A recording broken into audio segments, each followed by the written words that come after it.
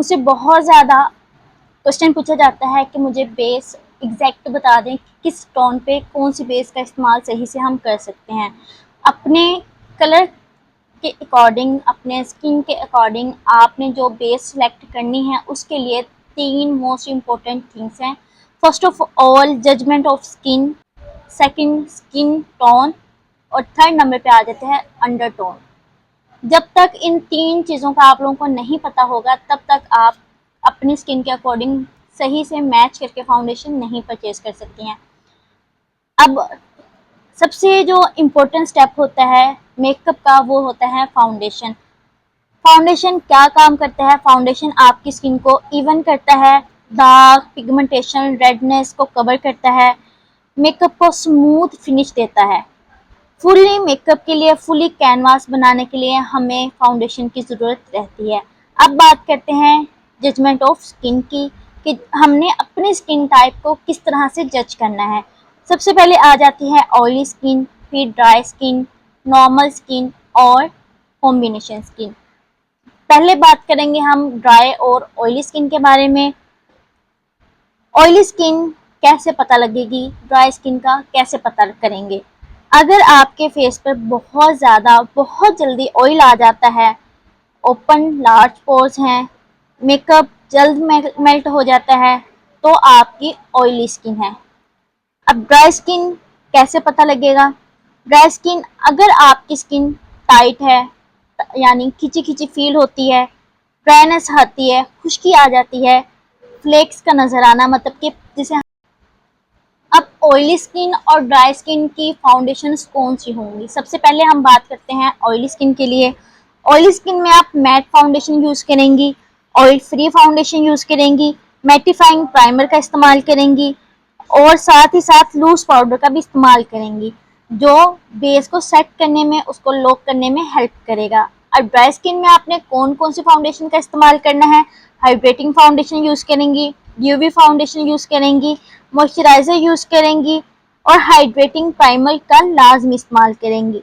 अगर आप full matte foundation use करती हैं और वो भी मॉइस्चराइजर के बगैर, तो यकीनन आपकी जो स्किन टाइप है वो टू मच ड्राइनेस की तरफ चली जाएगी। और इन केस ऑयली स्किन है और आप ड्यूवी और क्रीमी फाउंडेशन का इस्तेमाल कर लेती हैं तो आपकी स्किन टू मच ऑयल की तरफ चली जाएगी। इन चीज़ों को ख्याल रखते हुए आपने ऑयली और ड्राई स्किन के लिए अपनी स्किन टाइप के अकॉर्डिंग फाउंडेशन को चूज करना है। अब नेक्स्ट हम बात करते हैं कॉम्बिनेशन स्किन और नॉर्मल स्किन के बारे में। कॉम्बिनेशन स्किन में आपका टी जोन एरिया जो होगा वो ऑयली होगा और चीक्स आपके ड्राई होंगे। नॉर्मल स्किन में ना तो ज़्यादा ऑयल आता होगा और ना ही ज़्यादा आपकी स्किन ड्राई होगी। अब इन दोनों के लिए हम बेस का फाउंडेशन का बताती हूँ। कॉम्बिनेशन स्किन है तो नेचुरल फिनिश फाउंडेशन इस्तेमाल करेंगी, साटिन फिनिश फाउंडेशन का इस्तेमाल करेंगी। नॉर्मल स्किन है तो ये गॉड ब्लेस्ड स्किन है, इस पे आप कोई भी फाउंडेशन इस्तेमाल कर सकती हैं जो नेचुरल हो और साटिन फ्री फाउंडेशन हो। यहाँ पर मैं आपको मेन पॉइंट से हाईलाइट करती जाऊँ। अगर आपका फेस का कोई एरिया ऑयली है तो उस पर आपने पाउडर का यूज करना है और अगर ड्राई एरिया है तो वहां पर हाइड्रेटिंग प्रोडक्ट्स का इस्तेमाल करना है। अब हम बात करते हैं स्किन टोन के बारे में कि आपकी स्किन का जो कलर है वो किस टोन का होता है। अगर आपकी फेयर स्किन टोन है तो उसका जो कम्प्लेक्शन होगा वो बहुत ज़्यादा लाइट होगा। लाइट स्किन टोन फेयर से थोड़ी डार्क होगी। मीडियम स्किन टोन जो ब्रिटिश लुक आती है, जो गंदी रंगत है, ये पाकिस्तान की बहुत ज़्यादा कॉमन स्किन टोन है। उसके बाद आ जाती है डीप डार्क यानी ब्राउन डार्क या डस्की कम्प्लेक्शन या थोड़ा सा डार्क जिनका कम्प्लेक्शन होता है उनकी टोन। फिर अब हम बात करते हैं अंडरटोन के बारे में कि हमारी अंडरटोन जो है वो किस टाइप की होती हैं। अंडरटोन भी 3 टाइप्स की होती हैं, वार्म अंडरटोन्स, कोल्ड अंडरटोन और नेचुरल अंडरटोन। वार्म अंडरटोन में आपकी जो वेन्स है वो ग्रीन होंगी, कूल अंडरटोन में आपकी वेन्स ब्लू कलर की होंगी और नेचुरल अंडरटोन में दोनों वेन्स का मिक्सचर होगा यानी ब्लू भी होंगी और ग्रीन भी होंगी। अब हम बात करते हैं फाउंडेशन शेड्स। फाउंडेशन शेड को किस तरह से हमने जज करना है। प्रोसलीन अक्सर फाउंडेशंस जो ब्रांड होती हैं वो मुख्तलिफ नेम्स के साथ शो करती हैं, लेकिन जो कॉमन नेम्स हैं वो मैं आपको कुछ बता देती हूँ। सबसे पहला जो है वो प्रोसलीन है, जो वेरी लाइट, बहुत ज़्यादा फेयर जो स्किन टाइप होती है उसके लिए है। उसके बाद आइवरी जो शेड है फाउंडेशन का वो फेयर स्किन टोन के लिए है। नेचुरल जो है वो मीडियम स्किन टोन के लिए है। बेज लाइट मीडियम या वाइटिश जो लुक होती है उनके लिए है। वार्म बेज है ब्रिटिश प्लस येलो अंडरटोन के लिए है। Honey medium to British warm tone के लिए है। Sand medium skin with natural tone के लिए है।